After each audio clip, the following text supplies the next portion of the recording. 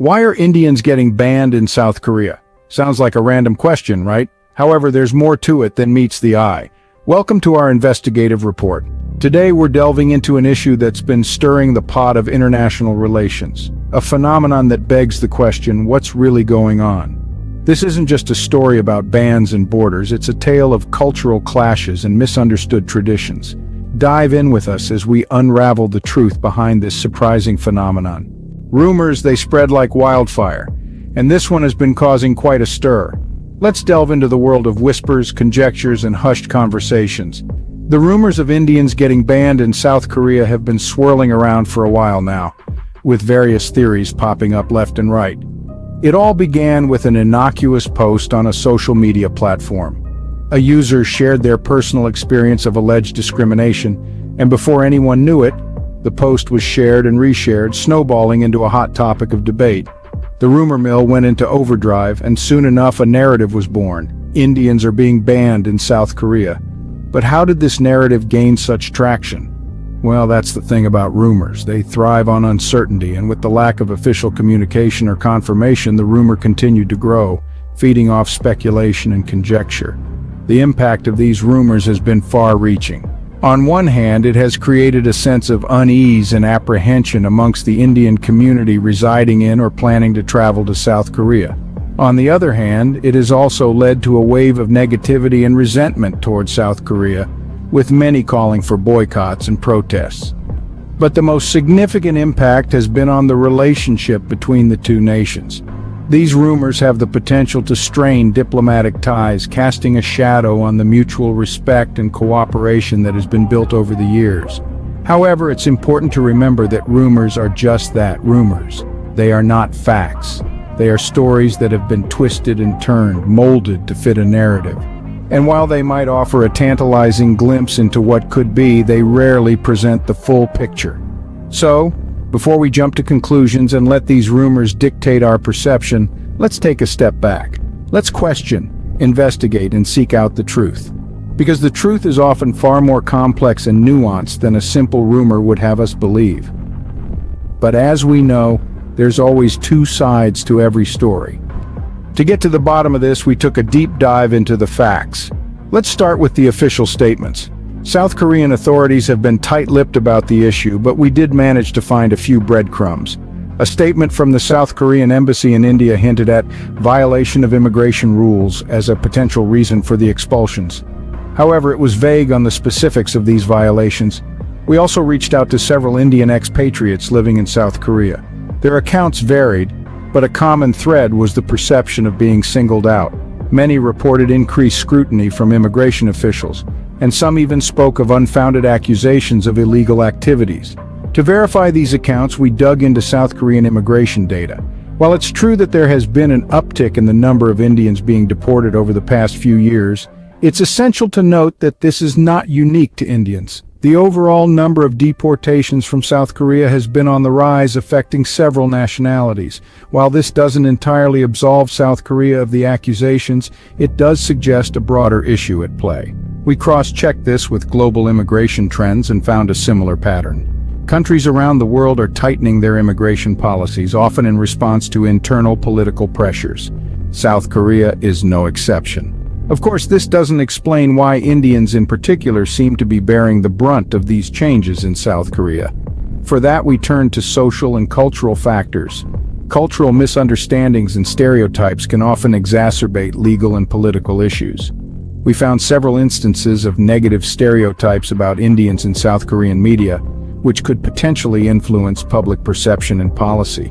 We also found reports of Indian businesses in South Korea being targeted for immigration raids more frequently than businesses owned by other foreign nationals. This could be due to a variety of reasons, from simple bias to a misperception that Indian businesses are more likely to employ illegal workers. In the course of our investigation, we consulted with several experts in immigration law, international relations, and cultural studies. Their insights were invaluable in understanding the complex interplay of factors at work here.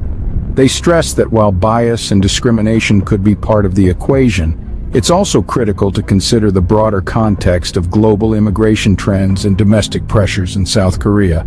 Throughout our investigation, we've aimed to stick to the facts and avoid speculation. We've presented a balanced view, drawing on a range of sources and perspectives. But as with any complex issue, there are still many unanswered questions. With all these pieces of the puzzle, we can start forming a clearer picture. So, what is the real reason behind Indians getting banned in South Korea? Let's delve into the reality of the situation, cutting through the rumors and myths that have clouded the truth. After extensive research, we've found that the situation is not as it's commonly portrayed. It's not a blanket ban on Indians, as some have been led to believe. Rather, it's a response to a specific situation. The South Korean government, like many others around the world, is trying to manage the spread of the COVID-19 pandemic.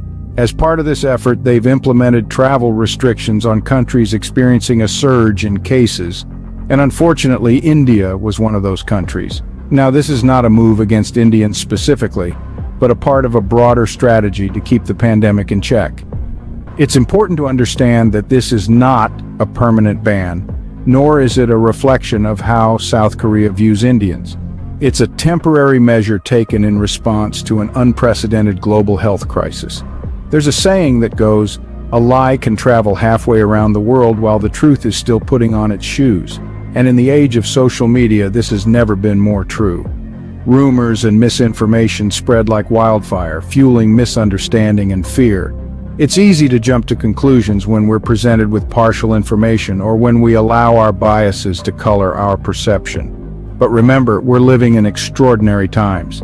Nations worldwide are grappling with how to best protect their citizens while trying to maintain some semblance of normalcy. It's a delicate balancing act that requires tough decisions, some of which may be misunderstood or misrepresented. So let's not allow rumors and half-truths to divide us. Instead, let's strive to understand the complexities of the situation and remember that we're all in this together. Truth can be stranger than fiction, and in this case, it's no different. So, where does that leave us? As we've journeyed together through this discourse, we've uncovered a complex web of rumors, investigations, and realities. Let's take a moment to summarize what we've learned, what it means, and the potential implications it carries. Our journey began with the provocative question: why are Indians getting banned in South Korea? We delved into the rumors that have been swirling around cyberspace, painting a vivid picture of discrimination and prejudice. We heard tales of bans from public places, job opportunities being denied, and social media filled with hate speech. But we didn't take these rumors at face value. Instead, we embarked on a thorough investigation. We sought out the truth behind the headlines, the reality behind the clickbait. We discovered that while there were instances of bias, the issue was not as widespread or as systemic as the rumors suggested. The reality we found was a bit more nuanced. Yes, there were isolated incidents of discrimination, but these were not reflective of the attitudes of all South Koreans. The majority, in fact, welcomed Indians with open arms, embracing the cultural exchange and mutual learning that comes with it. So, what does this all mean? And what are the implications of these findings? Firstly, it's crucial to understand that the spread of misinformation can fuel prejudice and division. It's easy to latch onto a headline, a tweet, a snippet of a conversation, and form an entire opinion based on that.